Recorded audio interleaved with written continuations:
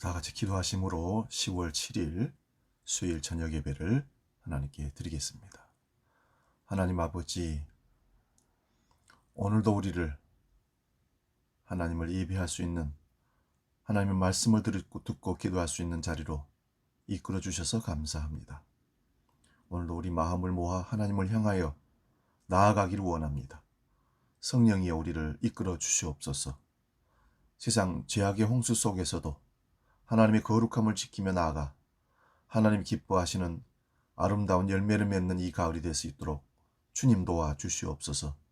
이 밤에도 성령이 친히 우리와 함께 하시고 우리가 마음을 모으는 드리는 이 마음을 예배로 받아주시며 우리에게 주시고자 하는 하나님의 능력의 말씀을 선포하여 주시옵소서.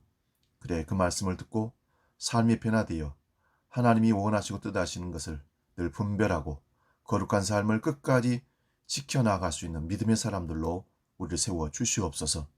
우리의 상황이 악하고 힘들고 어려운 상황입니다. 정치, 경제, 문화, 종교 모든 부분에 멈춰져 있고 격리하고 그래서 두려워하고 떨고 있습니다. 이런 가운데 우리에게 말씀으로 다가오셔서 용기를 주시고 힘을 주시고 다시 일어날 수 있는 소망을 주심으로 하나님이 기뻐하시는 복된 삶을 살아낼 수 있도록 역사하여 주시옵소서. 오늘도 말씀이 우리를 치료하게 하시고 말씀이 우리를 바른 길로 조정시켜 주셔서 아버지 한 걸음 한 걸음 나아가는 삶이 복된 삶이요 열매 있는 삶이요 사람과 하나님이 인정하는 삶이 될 수 있도록 역사하여 주시옵소서.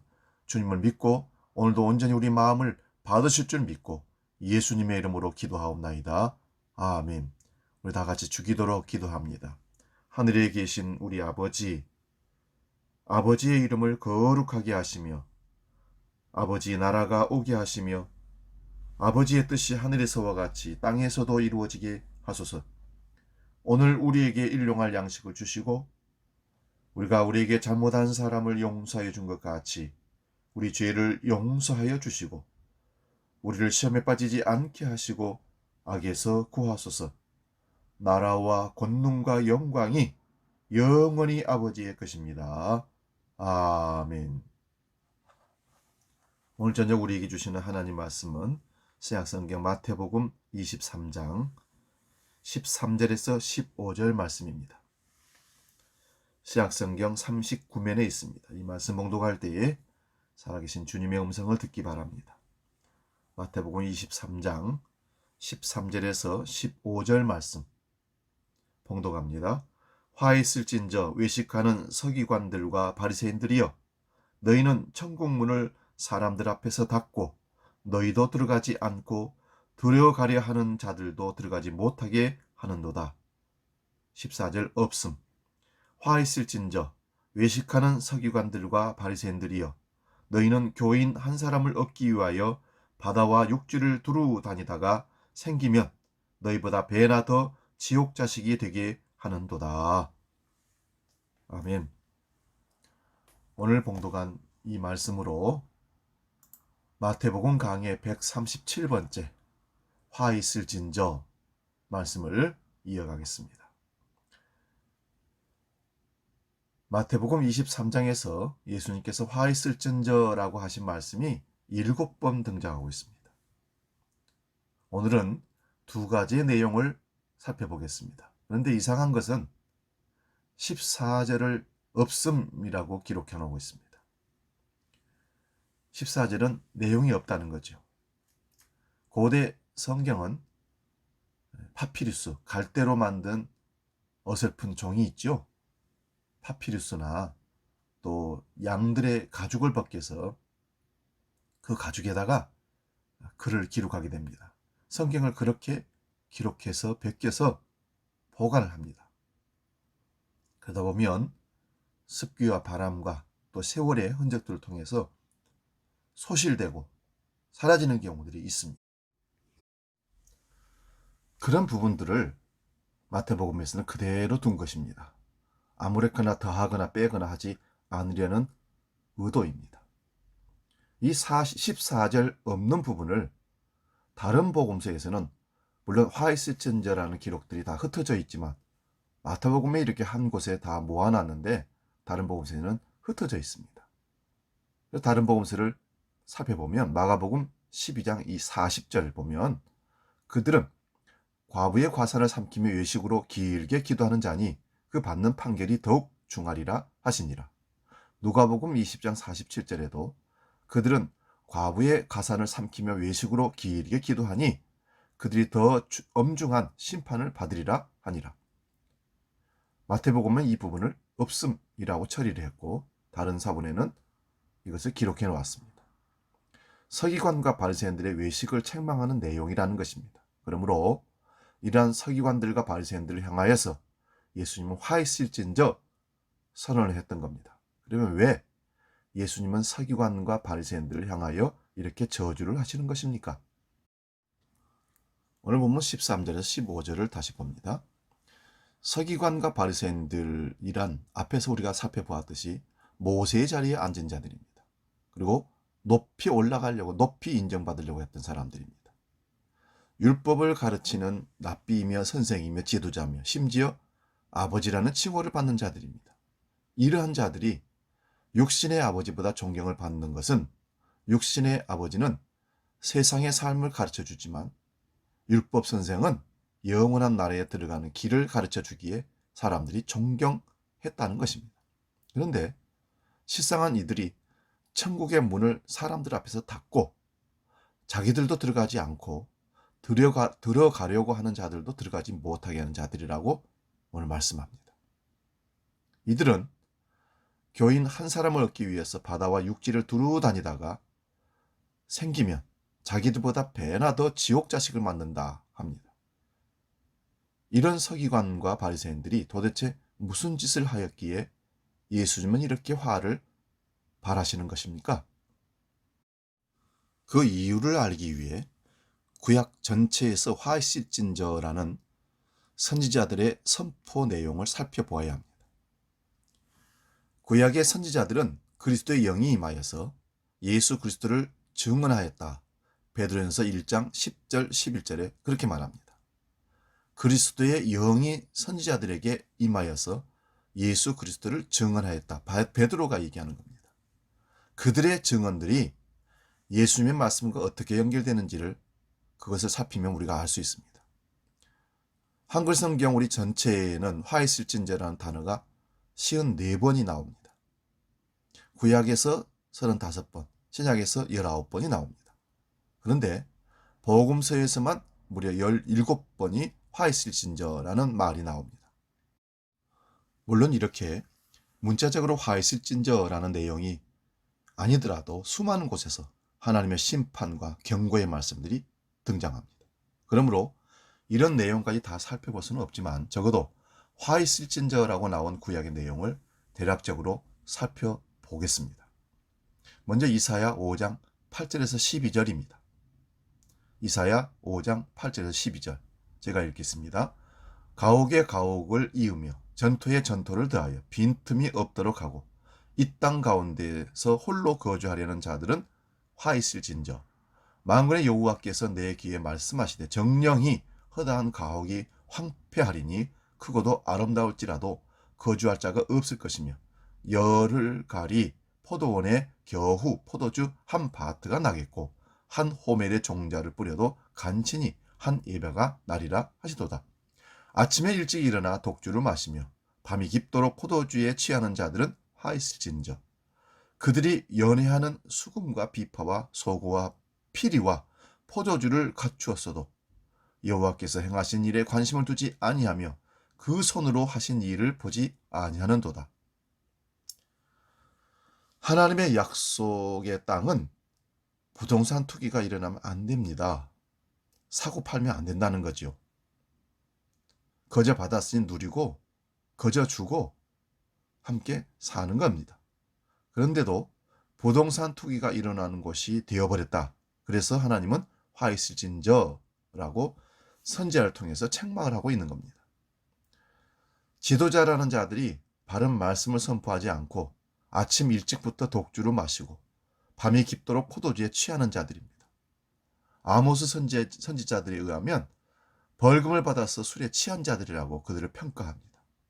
이들이 잔치하느라고 온갖 많은 악기들을 갖추었지만 여호와께서 행하시는 일에는 관심을 두지 않습니다. 놀고 먹고 즐기는 데는 관심 두었지만 하나님이 주시는 사역, 사명에는, 하나님이 하시는 일에는, 뜻에는 관심이 전혀 없었다는 것입니다. 여호와께서 행하신 일을 보지 않습니다. 이러한 술 취함이 술만이 아니라 권력에 취하고 돈에 취하고 세상에 취하는 모습으로 오늘 그려지고 있습니다. 율법의 선생이라는 자들이, 백성의 지도자들이라는 자들이 이렇게 취해서 살아갑니다. 이어지는 이사야서 5장 13절 17절도 제가 읽어보겠습니다. 그러므로 내 백성이 무지함으로 말미암아 사로잡힐 것이요 그들의 귀한 자는 굶주릴 것이요 무리는 목마를 것이라. 그러므로 수월이 욕심을 크게 내어 한량없이 그 입을 벌린즉 그들의 호화로움과 그들의 많은 무리와 그들의 떠는 것과 그 중에서 즐거워하는 자가 거기에 빠질 것이라. 여느 사람 구풀이고 존귀한 자는 낮아지고 오만한 자의 눈도 낮아질 것이로되 오직 만군의 여호와는 정의로우시며 높임을 받으시며 거룩하신 하나님은 공의로우심으로 거룩하다 일컬음을 받으시리라. 그때에는 어린 양들이 자기 초장에 있는 것 같이 풀을 먹을 것이요 유리하는 자들이 부자의 버려진 밭에서 먹으리라. 화 있을진저에 해당하는 일들로 온 백성들이 이렇게 도탄에 빠지고 어려움에 빠진다, 그런 말씀입니다. 18절에서 23절 가운데서도 5번이나 화 있을진저가 선언됩니다. 이사야서 한 곳에만 보아도 예수님의 화 있을진저에 대한 밑그림이 대충 어떤 모습인지가 그려지고 있습니다. 이 외에도 이사야서에서 화 있을진저를 요약하면 가난한 자를 불공평하게 판결하고 가난한 내 백성의 권리를 박탈하며 과부에게 토색하고 고아의 것을 약탈하는 자는 화 있을진저, 또 자기 계획을 여호와께 깊이 숨기려 하며 어두운 데서 행하는 우리의 일을 누가 보겠느냐 하는 자들은 화 있을진저, 여호와로 말미암아 계교를 베풀거나 맹약을 맺거나 여호와의 영으로 하지 않는 자는 화 있을진저. 이사야서도 이 외에도 엄청 많은 화 있을진저 선언이 나오고 있습니다. 예레미야 선지자를 통해서도 예레미야 13장 27절에 화 있을진저, 간음과 음행과 가증한 것 곧 온갖 우상숭배로 인하여 화가 있는 것입니다.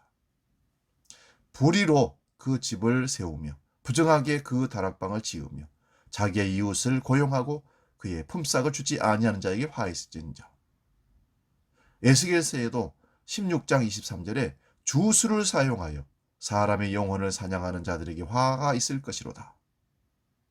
그 외에도 호세아서, 아모스, 미가서, 하박국, 스바냐, 스가랴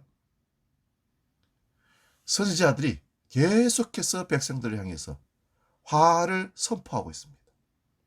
이렇게 구약에서 그리스도의 영이 임한 믿음의 사람들, 선지자들이 화 있을 것이라고 말씀하신 내용들은 예수님이 이스라엘 백성들의 지도자이며 선생이며 율법 선생이라는 서기관과 바리새인들에게 퍼붓고 있는 내용과 일맥상통하는 내용입니다. 왜 이렇게 하시는 겁니까? 구약 성경이 무엇을 증거하는지를 모르고 있기 때문에 그렇습니다. 구약 성경이 예수님을 증거하고 하나님 나라를 선포하는 내용을 알았더라면 이들이 이렇게 안 했을 겁니다. 요한복음 5장 39절을 제가 읽겠습니다. 너희가 성경에서 영생을 얻는 줄 생각하고 성경을 연구하거니와 이 성경이 곧 내게 대하여 증언하는 것이니라. 유대인들은 어려서부터 성경 가르침을 부모와 회당으로부터 받습니다. 철저하게 가르침을 받고 학습을 합니다. 그렇게 열심히 성경을 연구하는 이유는 성경에서 영생을 얻는 줄 생각하고 성경을 연구합니다. 그런데 이 성경이 예수님에 대해서 증언하는 것이라고 예수님께서 말씀하시는데 그들은 못 알아듣습니다. 여기서 성경이란 당연히 구약 성경을 얘기하는 겁니다. 그러므로 모든 구약의 증언이 예수 그리스도로 모아집니다. 그러므로 구약 성경을 읽거나 가르치거나 설교를 하거나 간에 예수 그리스도를 놓치면 영생을 놓치는 내용이 되는 겁니다. 요한복음 5장 40절도 제가 읽어봅니다. 그러나 너희가 영생을 얻기 위하여 내게 오기를 원하지 아니하는도다. 성경을 통하여 영생 얻으려고 그렇게 연구하고 부지런히 노력하였는데 예수님께로 가지 않습니다. 왜 이렇게 되는 것일까요? 예수님이 생명이고 길이고 진리인데, 양의 문인데, 예수님이 하나님의 아들이며 하나님 나라를 이 땅에 가지고 오신 분인데 왜 그들은 예수께로 향하지 않고 오히려 그를 죽이려 하고 반대로 가고 있을까요? 그 이유는 모든 구약이 예수 그리스도를 증거하는 그런 율법을 선생들이 내용을 뜻을 모르기 때문에 그렇습니다. 예수님이 천국의 문입니다. 천국 문을 가로막고 있는 자들이 율법의 선생이라고 하는 자들입니다. 이들의 율법적인 노력으로 전도를 합니다. 하나님을 믿게 합니다. 그러나 그렇게 전도를 해서 오면 뭐합니까? 율법을 행하게 하여도 이들이 결국은 천국에 들어가지 못하는 길로 인도해 버립니다. 자기도 못 가면서 전도해 온 사람도 전도를 해서 지옥 가도록 이끌어가는 겁니다. 왜요? 모르니까. 고린도후서 3장 6절 말씀 봅니다. 그가 또한 우리를 새 언약의 일꾼 되기에 만족하게 하셨으니 율법 조무로 하지 아니하고 오직 영으로 함이니 율법 조무는 죽이는 것이요 영은 살리는 것이니라. 고린도후서 3장은 옛 언약의 일꾼과 새 언약의 일꾼을 비교합니다. 옛 언약의 일꾼으로 모세를 말합니다. 그런데 율법 조문을 전한 옛 언약의 직분이 죽이는 직분이라고 말합니다. 왜 그런가 하면 어느 인간도 율법 조문을 다 지켜낼 사람이 없기 때문입니다. 그래서 정죄의 직분이라고 합니다. 이러한 모세의 율법은 수건처럼 가려져 있기에 이 수건은 그리스도께로 돌아가면 벗겨지고 율법 조문이 누구를 향하고 있는가를 보여주게 됩니다. 율법 조문이 수건이 벗겨지지 않는 상태로 그대로 율법 조문으로 읽게 되면 죽이는 것이 됩니다. 갈라디아서 3장 10절을 봅니다. 무릇 율법 행위에 속한 자들은 저주 아래 있나니 기록된 바 누구든지 율법 책에 기록된 대로 모든 일을 항상 행하지 아니하는 자는 저주 아래 있는 자라 하였습니다. 율법 조문 곧 율법 행위에 속한 사람은 저주 아래 있습니다. 그 이유는 누구든지 이 율법을 항상 행하지 아니하면 저주 아래 있는 자라고 선언했기 때문입니다. 바울 사도가 이러한 말씀들의 근거를 신명기 27장 26절로 삼고 있습니다. 그런데 바울도 예수를 만나기 전에 이런 자였습니다. 율법의 의로 살았던 사람입니다. 자신은 율법의 의로 흠이 없다고 하면서 달려간 결과 예수 믿는 사람들 잡아 죽이는 핍박하는 일에 앞장서서 섰던 사람이 이 사람입니다. 이런 바울이 다메섹 도상에서 부활하신 예수님을 만나자 눈이 멀어버렸습니다.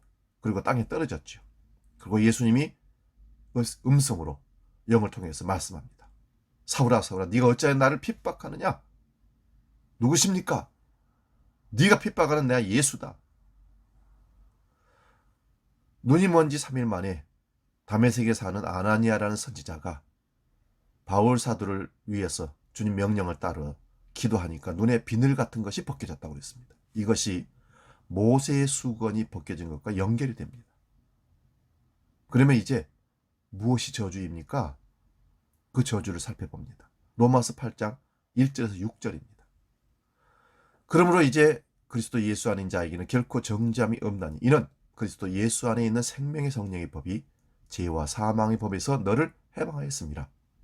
율법이 육신으로 말미암아 연약하여 할 수 없는 그것을 하나님 하시나니 곧 죄로 말미암아 자기 아들을 죄 있는 육신의 모양으로 보내요 육신의 죄를 정하사 육신을 따르지 않고 그 영을 따라 행하는 우리에게 율법의 요구가 이루어지게 하려 하심이니라.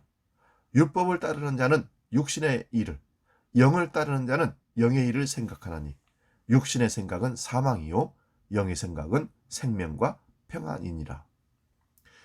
우리가 이 말씀을 보면서 육신의 생각은 사망이며 영의 생각은 생명과 평안이라고 할 때에 육신의 생각을 무엇이라고 생각합니까? 대부분 내가 육체로 살아가면서 이런저런 세속적인 것들을 육신의 생각이라고 합니다. 안목의 정욕, 육신의 정욕, 이생의 자랑, 곧 보암직하고 먹음직하고 세상의 자랑이 될 것을 추구하는 것을 육신의 생각이라고 합니다. 물론 이런 것도 육신의 생각이 맞습니다. 그런데 오늘 본문의 이런 말씀의 문맥에서 육신의 생각이 무엇입니까? 율법의 조문에 갇혀 있는 것을 죄와 사망의 법 아래에 있다고 합니다. 율법 조문이 죽이는 죽분이라는 고린도후서 3장과 연결하여 보시기 바랍니다. 그러므로 영은 살린다는 것은 새 언약의 직분을 말합니다. 새 언약이란 곧 예수 그리스도의 십자가의 공로로 죄와 사망의 법에서 의의 생명의 법으로 옮겨진 것입니다. 이렇게 되는 것은 예수님께서 십자가로 하나님의 언약을 다 이루시고 예수 그리스도의 영을 우리에게 부어주시는 행동입니다. 그러므로 성령이 임하게 되면 죄와 사망의 법에서 해방이 되는 겁니다. 그리고 의와 생명의 법으로 옮겨집니다. 율법의 조문을 따라 살며 결국 죽는 것이지만 예수 그리스도를 믿음으로 의와 생명이 우리에게 이르게 되는 것입니다. 성령이 임하게 되면 육신의 생각, 곧 율법의 조문을 지켜서 의에 이르는 것이 아니라 예수 그리스도를 믿음으로 의롭다함을 받게 되는 것입니다. 이러한 믿음이 하나님의 선물입니다. 은혜입니다. 이어서 로마서 8장 7절에서 10절도 제가 읽어보겠습니다. 육신의 생각은 하나님과 원수가 되나니 이는 하나님의 법에 굴복하지 아니할 뿐 아니라 할 수도 없습니다. 육신에 있는 자들은 하나님을 기쁘시게 할 수 없느니라. 만일 너희 속에 하나님의 영이 거하시면 너희가 육신에 있지 아니하고 영에 있나니 누구든지 그리스도의 영이 없으면 그리스도의 사람이 아니라. 또 그리스도께서 너희 안에 계시면 몸은 죄로 말미암아 죽은 것이나 영은 의로 말미암아 살아있는 것이니라. 예수를 죽은 자 가운데서 살리신 이의 영이 너희 안에 거하시면 그리스도 예수를 죽은 자 가운데서 살리신 이가 너희 안에 거하시는 그 영으로 말미암아 너희 죽을 몸도 살리시리라. 이제 육신에 속한 것이 무엇인지 보여주셨습니다. 바울 사도가 율법의 조문으로 살아갈 때에 육신에 속한 때였습니다. 그 결과는 앞에서 본 대로 예수 그리스도를 대적하는 자였습니다. 하나님과 원수된 자였습니다. 그러므로 육신에 있는 자란 세상 것을 추구하는 육신의 정욕, 이생의 자랑, 안목의 정욕 이런 것도 포함되지만 더 정확한 의미의 본문의 말씀은 율법 조문에 아직 머물러 있는 자들을 육신에 속한 자라고 얘기하는 겁니다. 이런 자들은 하나님을 기쁘시게 할 수가 없습니다. 하나님의 기쁨은 그 아들에게만 있습니다. 누구? 예수 그리스도. 하나님의 아들이 십자가에서 하나님의 뜻을 다 이루셨습니다. 그러므로 하나님 아버지는 그 아들을 향하여서 이는 내 사랑하는 아들이며 내 기뻐하는 자라 선언했던 겁니다. 우리가 이 하나님의 아들을 믿는 것이 하나님의 일이며 하나님을 기쁘시게 하는 것입니다. 할렐루야. 그러므로 하나님을 아는 것은 성경 공부를 많이 하는 것이 아니고 하나님을 기쁘시게 하는 것은 우리가 열심히 봉사하고 헌신하고 전도하고 그런 것이 아니고 진정한 하나님의 일은 아들을 믿는 것이고 진정한 하나님의 기쁨은 그 아들을 우리가 믿는 것입니다. 이것이 하나님을 기쁘시게 해드리는 것입니다. 이어지는 로마서 8장 12절에서 17절도 살펴봅니다. 그러므로 형제들아 우리가 빚진 자로되 육신에게 져서 육신대로 살 것이 아니니라. 너희가 육신대로 살면 반드시 죽을 것이로되 영으로서 몸의 행실을 죽이면 살리니 무릇 하나님의 영으로 인도함을 받는 사람은 곧 하나님의 아들이라. 너희는 다시 무서워하는 종의 영을 받지 아니하고 양자의 영을 받았으므로 우리가 아빠 아버지라고 부르짖느니라. 성령이 친히 우리의 영과 더불어 우리가 하나님의 자녀인 것을 증언하시나니 자녀이면 또한 상속자 곧 하나님의 상속자요 그리스도와 함께 한 상속자니 우리가 그와 함께 영광을 받기 위하여 고난도 함께 받아야 할 것이니라. 육신대로 살면 죽을 것이라고 합니다. 이건 분명한 겁니다. 육신대로 사는 것이 서기관과 바리새인들의 모습입니다. 율법의 조문을 가르친다고 모세의 자리에 앉아 있지만 이 율법이 모든 사람을 죄 아래 가두는 그런 역할인지를 그들은 알지 못했습니다. 그들은 그것을 통해서 세상에서 존경받고 자랑하고 높아지고 의시되고 그게 죽음의 자리였던 것을 몰랐던 것입니다. 그래서 예수님이 오셔서 그것을 풀어주시고 진정한 생명을 그들에게 주려고 했었지만 그들은 그것을 받아들이지 않았습니다. 그러므로 이렇게 살아간다면 반드시 죽는다는 것을 예수님이 오늘 말씀한 겁니다. 그러면 영으로서 몸의 행실을 죽인다는 것은 무엇일까요? 그리스도의 영이 임하게 되면 그동안 자신의 의를 쌓기 위하여 율법 조문을 이루고자 달려갔던 것들을 바울사들이 말했던 것처럼 배설물로 여기고 해롭게 여기고 결국 영으로서 몸의 행실을 죽이게 된다, 이런 얘기입니다. 영으로서 몸의 행실을 죽이는 건 뭐냐? 육신의 자랑, 이생의 자랑,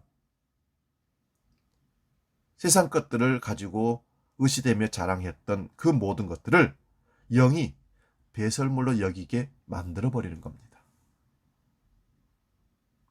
그러므로 하나님의 영으로 인도함을 받는 사람이 하나님의 아들입니다. 이들은 다시는 무서워하는 종의 영을 받지 아니하고 양자의 영을 받았기에 하나님을 아빠, 아버지라고 부르게 되는 것입니다. 종의 영을 받으면 하나님을 아빠, 아버지로 부르지 못합니다. 그러므로 이런 죄와 사망의 법에서 예수 그리스도의 십자가로 의와 생명으로 해방되어 나온 자가 하나님의 상속자요 그리스도인인 것입니다. 이런 상속자가 되는 길은 오직 그리스도와 함께 고난을 받게 됩니다. 이 역사 속에서 그리스도와 함께 고난을 받는 자가 그 영원한 영광에 참여하는 것입니다. 이런 자들이 세상에 투자하고 세상 것 때문에 자랑하고 의시되고 뽐내고 사는 이유가 세상 것 때문에 있다고 생각하는 자들이라면 이건 아닙니다. 하나님의 상속자, 양자의 영을 받은 자, 하나님을 아빠, 아버지라 부르는 자는 그런 것들을 배설물로 여깁니다. 필요해서 가지고 누릴 수는 있지만 그것 때문에 사는 이유가 있는 것은 결코 아닌 겁니다. 갈라디아서 1장 6절에서 10절 말씀 제가 읽습니다. 그리스도의 은혜로 너희를 부르신 이를 이같이 속히 떠나 다른 복음을 따르는 것을 내가 이상히 여기노라. 다른 복음은 없나니 다만 어떤 사람들이 너희를 교란하여 그리스도의 복음을 변하게 하려 함이라. 그러나 우리나 혹은 하늘로부터 온 선사라도 우리가 너희에게 전한 복음 외에 다른 복음을 전하면 저주를 받을지어다. 우리가 전에 말하였거니와 내가 지금 다시 말하노니 만일 누구든지 너희가 받은 것 외에 다른 복음을 전하면 저주를 받을지어다. 이제 내가 사람들에게 좋게 하랴? 하나님께 좋게 하랴? 사람들에게 기쁨을 구하랴? 내가 지금까지 사람들의 기쁨을 구하였다면 그리스도의 종이 아니니라. 오늘 갈라디아 교인들에게 바울 사도는 십자가의 복음을 전했습니다. 그런데 그 은혜로 부르신 복음을 버리고 율법의 조문을 전하는 자들에게 속히 넘어가서 율법을 행하려고 또 그쪽으로 나가고 있습니다. 그래서 가감하게 다른 복음은 없다. 오직 예수 그리스도 외에는 다른 복음이 없다. 선언하는 겁니다. 다시 율법의 조문을 지켜서는 안 된다는 것입니다. 우리는 예수 믿고 무엇이 복음이라고 생각합니까? 잘 되는 건요? 사업이 잘 되고 자녀가 잘 되고 직장에서 승진하고 부를 축적하고 세상 명예와 권력을 잡고 그래서 사람들에게 존경받고 따르는 사람이 많은 팬들이 많은 사람 삶을 살면 그게 복음일까요? 아니라는 것입니다. 양자의 영을 받고 하나님을 아빠 아버지라고 부르는 자는 하나님의 상속자들은 그런 것들을 배설물로 여기는다는 것입니다. 그러므로 오직 복음은 예수 그리스도 그분밖에 없습니다. 갈라디아 교인들이 바울 사도를 통해서 십자가의 복음을 들었는데 다른 것을 통해서 천국 갈 수 있다? 율법을 지키면 그 의로움으로 인정받고 존경받고 천국 갈 수 있다? 거기에 마음이 흔들렸던 것은 왜 그럴까요? 아직 양자의 영을 받지 못하고 복음 안에 들어오지 못했기 때문에, 예수를 믿지 못했기 때문에 그런 것입니다. 사도들이 전한 이 복음 외에 다른 복음을 전하는 자들이 있다면 그들이 하늘에서 내려온 천사라 할지라도 저주를 받으라고 합니다. 무서운 말씀입니다. 그리스도의 영이 임한 사도가 이렇게 복음을 전하고 있습니다. 이 복음은 모든 사람들을 기쁘게 하는 내용이 아닙니다. 모든 사람을 기쁘게 하는 것이라면 그리스도의 종이 아닙니다. 오직 하나님의 택한 백성들에게 십자가는 기쁨의 소식이 되는 겁니다. 그거 외에 다른 기쁨이 아닌 것입니다. 우리는 예수 믿고 복받았다는 증거를 무엇으로 얘기합니까? 세상적인 부로, 세상적인 어떤 시스템 속에서 두각을 나타내고 많아지고 커지는 것을 예수 믿고 복받았다고 얘기하죠? 교회도 부흥했다고 복받은 교회라고 성공했다는 교회가 어떤 교회입니까? 저는 말하지 않겠습니다. 우리는 그 시각을, 그 생각을 이제는 내려놓으셔야 됩니다. 고린도전서 16장 22절 말씀 읽습니다. 이거 읽고 마치겠습니다. 만일 누구든지 주를 사랑하지 아니하면 저주를 받을지어다. 우리 주여 오시옵소서. 우리 주님이 오십니다. 우리 주여 오시옵소서. 그러면 우리가 모아놓은 것들은 다 어떻게 되겠습니까? 예, 내 것이 아닙니다. 두고 가야 되고 끝날에는 타고 없어지는 것입니다.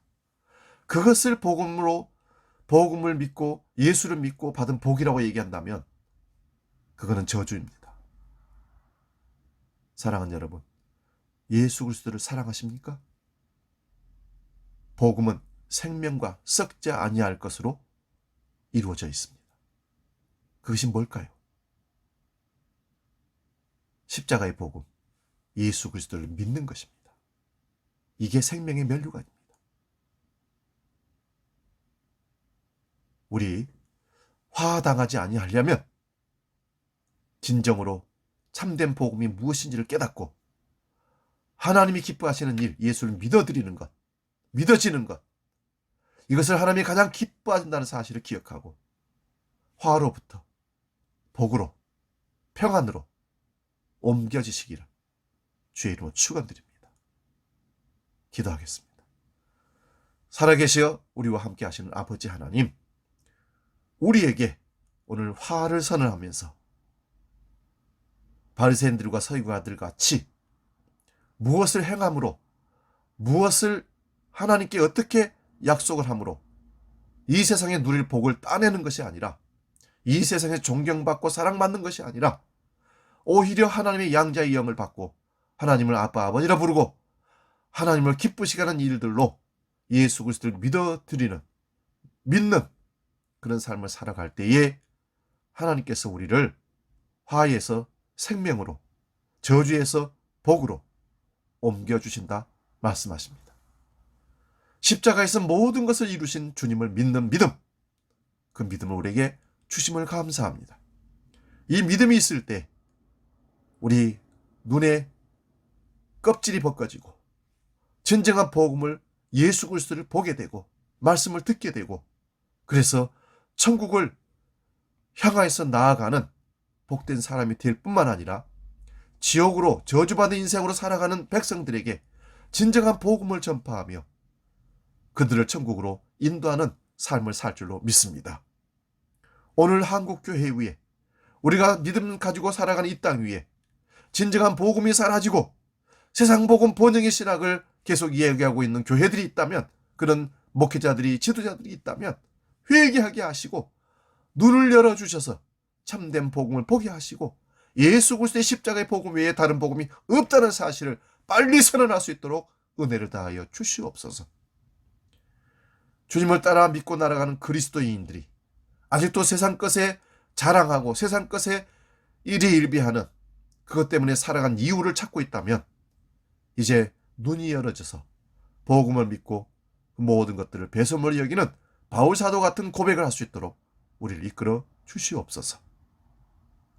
이제는 길이요 진리요 생명이시며 양의 문이신 주 예수 그리스도의 은혜와 아버지의 놀라우신 사랑과 성령님의 감동, 교제의 역사 충만케 하심이, 참된 복음은 예수 그리스도 외에는 없다는 사실을 믿고 세상 형통한 복을 누리는 것이 아니라 오히려 그것을 배설물로 여기고 주 예수 그리스도를 믿고 하나님을 기쁘시게 하는 일들로 나아가기를 원하는, 그래서 다른 많은 사람들을 주께로 참된 복음으로 이끌기로 결정하는 바른 신앙 고백을 하는 믿음의 사람들 머리 위에 지금부터 영원히 함께 계시기를 간절히 축원하옵나이다. 아멘.